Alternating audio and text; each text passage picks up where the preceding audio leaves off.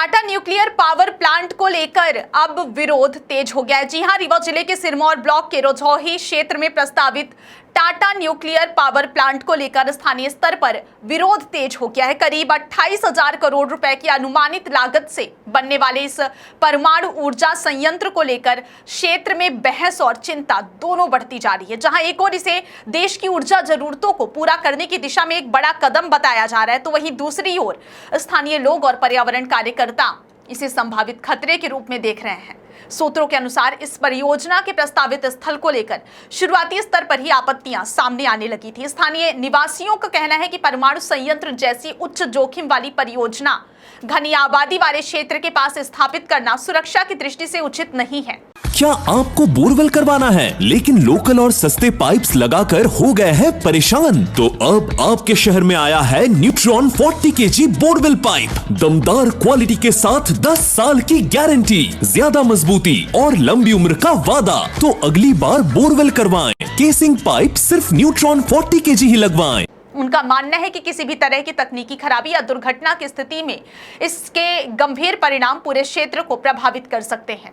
इसी मुद्दे को लेकर हाल ही में एक ऑनलाइन वेबिनार का आयोजन किया गया। यह कार्यक्रम आरटीआई रिवॉल्यूशनरी ग्रुप इंडिया द्वारा आयोजित 307वां राष्ट्रीय आरटीआई वेबिनार था। इस वेबिनार में देश के विभिन्न हिस्सों से पर्यावरण विशेषज्ञ, सामाजिक कार्यकर्ता, कानूनी विशेषज्ञ और परमाणु विरोधी आंदोलन से जुड़े लोग शामिल हुए। वेबिनार में प्रमुख वक्ताओं के रूप में परमाणु विरोधी कार्यकर्ता सुब्रमण्यम उदय कुमार ने भाग लिया। उन्होंने अपने संबोधन में भारत की परमाणु ऊर्जा नीति पर गंभीर सवाल उठाए। उन्होंने कहा कि भारत जैसी घनी आबादी वाले देश में परमाणु ऊर्जा संयंत्रों की सुरक्षा सुनिश्चित करना अत्यंत चुनौतीपूर्ण है। उनके अनुसार परमाणु ऊर्जा को ना तो पूरी तरह सुरक्षित कहा जा सकता और ना ही यह आर्थिक रूप से सबसे बेहतर विकल्प है, खासकर जब देश के पास सौर और पवन ऊर्जा जैसे कई स्वच्छ और नवीकरणीय विकल्प मौजूद हैं। उन्होंने अपने अनुभव साझा करते हुए तमिलनाडु के कुडनकुलम परमाणु संयंत्र से जुड़े आंदोलन का भी उल्लेख किया और बताया कि कैसे स्थानीय लोगों ने वर्षों तक सुरक्षा चिंताओं को लेकर विरोध किया था। उनका कहना था कि परमाणु परियोजनाओं में पारदर्शिता और जवाबदेही का अभाव अक्सर जनता के बीच अविश्वास को जन्म देता है।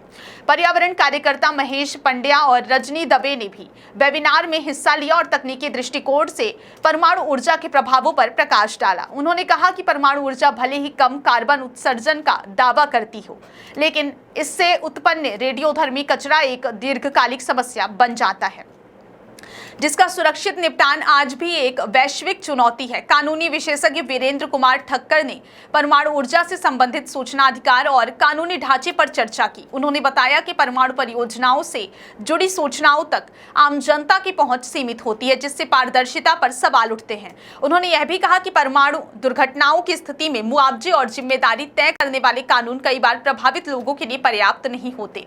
वेबिनार के दौरान यह भी चर्चा हुई कि हाल ही में पारित शांति विधेयक 2025 के बाद परमाणु ऊर्जा क्षेत्र में निजी कंपनियों की भागीदारी बढ़ने की संभावना है। कई प्रतिभागियों ने इस बदलाव पर चिंता जताई और कहा कि निजीकरण से सुरक्षा मानकों में ढील आने का खतरा बढ़ सकता है। चर्चा का एक बड़ा हिस्सा रीवा के प्रस्तावित टाटा न्यूक्लियर पावर प्लांट पर केंद्रित रहा।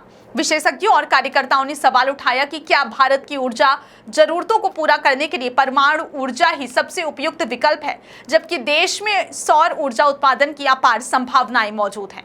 मध्य प्रदेश और विशेषकर विंध्य क्षेत्र में पर्याप्त धूप उपलब्ध होने के कारण यहां सौर ऊर्जा परियोजनाओं को अधिक प्राथमिकता देने की बात कही गई। स्थानीय लोगों का भी कहना है कि वे विकास के विरोधी नहीं है, लेकिन वे ऐसी किसी भी परियोजना का समर्थन नहीं कर सकते जो उनके जीवन और पर्यावरण के लिए दीर्घकालिक खतरा पैदा करे।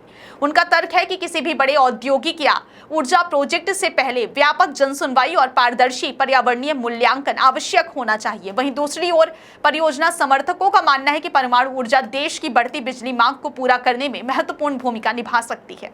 उनका कहना है कि यह एक स्थिर और उच्च क्षमता वाली ऊर्जा तकनीक है जो लंबे समय में ऊर्जा सुरक्षा सुनिश्चित करने में मदद कर सकती है। फिलहाल रोजौही क्षेत्र में इस प्रस्तावित परियोजना को लेकर स्थिति तनावपूर्ण बनी हुई है। विरोध प्रदर्शन और जन जागरूकता अभियान तेज होने के संकेत मिल रहे हैं।